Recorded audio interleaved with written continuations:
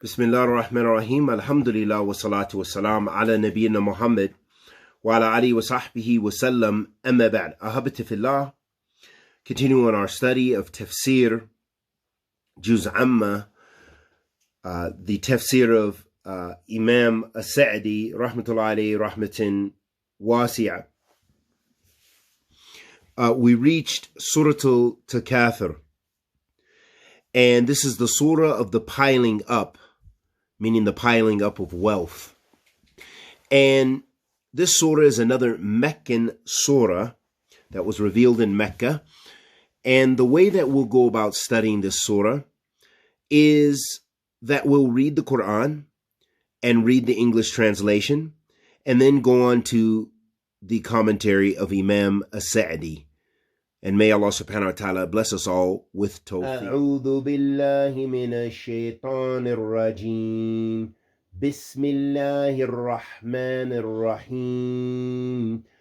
ألهاكم التكاثر حتى زرتم مقابر كلا سوف تعلمون ثم كلا سوف تعلمون كلا لو تعلمون علم اليقين لترون الجحيم ثم لترونها عين اليقين ثم لتسألن يومئذ عن النعيم. Allah subhanahu wa ta'ala says in Kitab al-Kareem in what means al-hakum. Al-hakum, the virtue, at-takathur, the emulous desire, until you visit the graves. Nay, you shall come to know. Again, nay, you shall come to know. Nay, if you knew with sure knowledge, verily you shall see the blazing fire, and again you shall see it with certainty of sight. Then on that day you shall be asked about the delights. Ahabati fillah, this surah, Surah Takathur, is in reference to those who live their lives frivolously, in that they did not worship Allah subhanahu wa ta'ala. They hoarded their wealth, thinking that their wealth would bring them the delights of the hereafter. And we've talked a lot about, in our other lessons, about the dangers of taking the worldly life over the worship of Allah subhanahu wa ta'ala and giving preference to it. And especially those who pile up their wealth and who follow their vain desires. Imam As-Sa'di rahmatullahi alayhi rahmatin wasi'a states, Allah subhanahu wa ta'ala says, Al-Hakum, the virtue from Allah's worship. At-Takathur, the emulous desire, while chastising his creation for busying themselves away from the reason behind their creation, which is to worship him alone without partners, and to know him, repent to him, prefer love of him to loving anything and anyone else. And Allah subhanahu wa ta'ala says in Kitab al-Kareem, وَمَا خَلَقْتُ الْجِنَّ وَالْإِنسَ إِلَّا لِيَعْبُدُونَ. I have not created mankind and the jinn except for the purpose of worshiping me. So Allah subhanahu wa ta'ala has created us for a divine purpose. We have a higher purpose, a goal in which every believer should be fully aware of. And that alone, by having that goal and knowing and understanding and being cognizant of that goal, that Allah subhanahu wa ta'ala has created us for the worship of him and him alone, that should help us manage our wealth. And that should help us to put our wealth and our lives in perspective, and how we order our lives and how we pursue our desires. Do we pursue our desires through vanity and through through evil ways, or do we pursue our needs and our desires through lawful means, through the obedience to Allah subhanahu wa ta'ala? How do we use our wealth? Are we coveting our wealth? Do we love our wealth? And how much do we love our wealth? Do we worship our wealth? Do we worship our desires? All of these are questions that we have to ask ourselves, and that this surah here helps us to put life in perspective, that we will all be inhabitants of the grave and then be resurrected and held accountable for what we did. And those who hoarded their wealth and were on disbelief will be in Jahannam, khalidina fiha. They will be in the hellfire forever. Imam Sa'di, he says, Allah makes this a general statement here, entailing all types of possessions that people accumulate and amass of money. Children, supporters, soldiers, servants, status, and so forth among desired items hoarded and used as a way to boast, meaning not meant for the sake of Allah subhanahu wa ta'ala. Now, many people, as Imam Sa'di is very clear about stating, that most of mankind, regardless of their station, that many people, they covet wealth. And many people, they are boastful and arrogant about their wealth, especially those who are from the wealthiest amongst us, that they tend to be extravagant and spending their money, wasting their money on things, on paintings worth millions of dollars, on vehicles worth millions of dollars, on doing things just for the sake of status, building the highest buildings, the biggest buildings, the coolest buildings, the best buildings as far as being temperature controlled, and all these kind of things that they take pleasures in piling up in this life. And this is what Imam Sa'di is talking about, and that most importantly, Allah subhanahu wa ta'ala is showing that this is a sinful practice. And that is not why Allah subhanahu wa ta'ala gave us wealth. As a consequence, your heedlessness, amusement, and neglect remain until you visit the graves. Then what was covered from you will be uncovered. But at that time, you will be unable to keep things as they used to be. So Allah subhanahu wa ta'ala's statement here, until you visit the graves, asserts the fact that the grave is a transient station leading to the everlasting residence, given that Allah called residents of graves visitors, not residents. This indeed confirms resurrection followed by the recompense for deeds in a residence of eternal abode.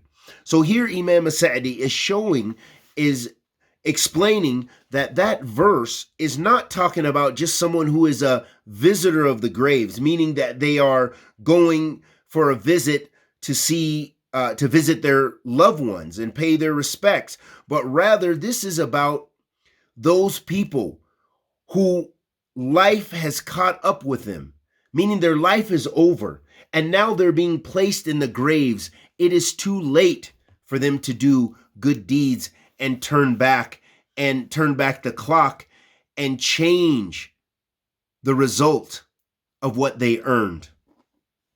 Allah subhanahu wa ta'ala then sends a stern warning. He says, nay, you shall come to know. Again, nay, you shall come to know. Nay, if you knew with a sure knowledge.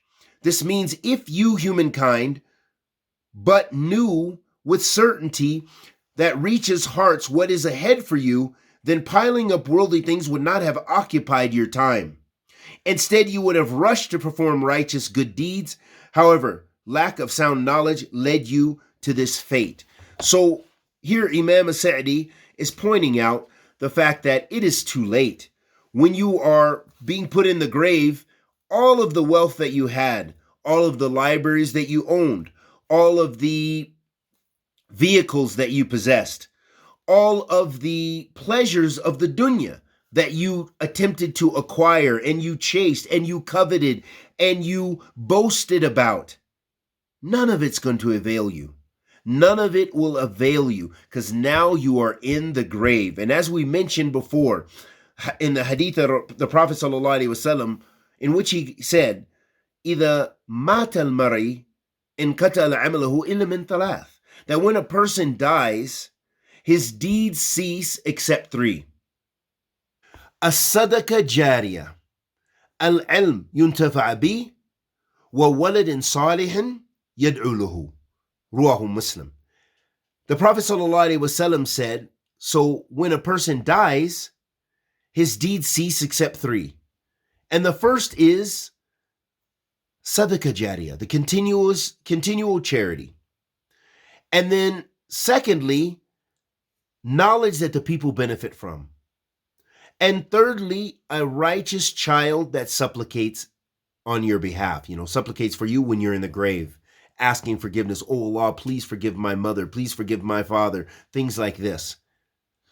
So ahabati fillah, it shows that these things we chase in this life, that all of us are guilty of coveting in one form or another, but some people are so materialistic and so that they are consumers to the utmost to the highest level, in that they are consumed by consumerism. They must buy. Some people are actually addicted and have a sickness that they actually treat clinically from being overly materialistic. And so it shows how dangerous it can be in these societies in which wealth is given full priority. Wealth is actually almost worshipped. And in some cases, it is worshipped. But that is the opposite of how the Muslim should be. So Allah subhanahu wa ta'ala then says, verily you shall see the blazing fire. So meaning those people who didn't repent and who died in that state, being materialistic disbelievers, that for sure, as Allah subhanahu wa ta'ala says, verily you shall see the blazing fire. ثُمَّ لَتَرَوْنَهَا عَيْنَ الْيَقِينِ. And then Allah subhanahu wa ta'ala, which means you will reach the day of resurrection and will then see the hellfire that Allah has prepared for the disbelievers. And again you shall see it with certainty of sight. Again you will see it with certainty of sight. Namely, with your own eyes. Allah Azza wa Jal said in another instance that the mujrimun, the criminals, shall see the fire and apprehend that they have to fall therein, and they will find no way of escape from there. So Allah subhanahu wa ta'ala makes it clear that Ahla Jahim is Ahla Jahim, that the people of the hellfire will have no help, will have no assistance, will have no protection. And here the mujrimun is referring to those people who are disbelievers, those people who are polytheists and sinners that are in this state. And of course, from Ahl Sunnati wal Jama'ah, the belief is if a Muslim goes to the hellfire, then they will be interceded on. The fire will be there as a purification for them for the sins they committed as a punishment, and then they will be taken out of the fire. And that is because as long as they were a Muslim, meaning that they worshipped Allah alone, they didn't commit major shirk, and they didn't die upon shirk, then they can be forgiven by Allah subhanahu wa ta'ala. As for those other classes of people, disbelievers and the hypocrites, which is a type of disbeliever, that they will be in Jahannam, and the hypocrite will be in the lowest depth of the hellfire. So it shows us, ahabati fillah, what a dangerous abode it is. And Allah subhanahu wa ta'ala is making it clear that the people will find no escape, that there's no way out, that they will be recompensed for what they did in this life and what they believed. And then Allah subhanahu wa ta'ala says, then on that day you shall be asked about the delights. You'll be asked about the pleasures that you received in this life. This is in reference to the delights you enjoyed during life in this world, whether you thanked Allah for them and fulfilled His rights while refraining from using them in disobedience to Him, so He may compensate you with better, more valuable delights, or whether you were deceived by life's delights and did not thank Allah for them, but rather may have used them in disobedience to Allah. So He may punish you for this conduct. So it shows us that we have to be appreciative of the ni'am of Allah subhanahu wa ta'ala, the ni'am that Allah tabaraka wa ta'ala has bestowed upon us, meaning the many blessings, the many favors, all the good that Allah subhanahu wa ta'ala gives us, even just the basic things of our health, and the fact that we have any wealth, and the fact that we are blessed with children and healthy bodies and healthy parents. All of these are ni'am. And just the fact that we have good social relationships and good companions, those are all from Allah subhanahu wa ta'ala's blessings that we have to do our best to be grateful of. And one of the ways we show gratefulness, the shukr, is that we use our blessings to worship Allah subhanahu wa ta'ala. If Allah has blessed you with wealth, then you're spending it in the cause of Allah subhanahu wa ta'ala. If Allah has blessed you with your health, then you're using your health to also worship Allah subhanahu wa ta'ala alone. Allah subhanahu wa ta'ala says in another verse, He says, on the day when those who disbelieve will be exposed to the fire, it will be said, you received your good things in the life of this world, and you took your pleasure therein. Now this day you should be recompensed with the torment of humiliation. And this calls into mind the hadith of the Prophet ﷺ, in which he said, ad-dunya sijin al-mu'min wa jannat al-kafir, that this life is a prison for the believer, and it is the paradise for the disbeliever, because they're getting their pleasures and their recompense now, meaning the good things or the things that they enjoy now. But in the hereafter, they will have nothing that they enjoy. They will be of the muflisun, those people who are bankrupt, the khasirun, those people who are losers, because they will have nothing of good, only a painful torment, and only residing in the fire, khalidina fiha, staying in the fire forever and ever, never to be released from it. وَعِيَاذًا بِاللَّهِ وَإِيَّاكُمْ مِنَ النَّارِ. And we ask Allah the Almighty to accept our good and forgive our evil, and bless us all with ilman nafi, rizqan tayyib, wa amalan mutaqabbilan. And until our next lesson, assalamu alaikum wa rahmatullahi wa barakatuh.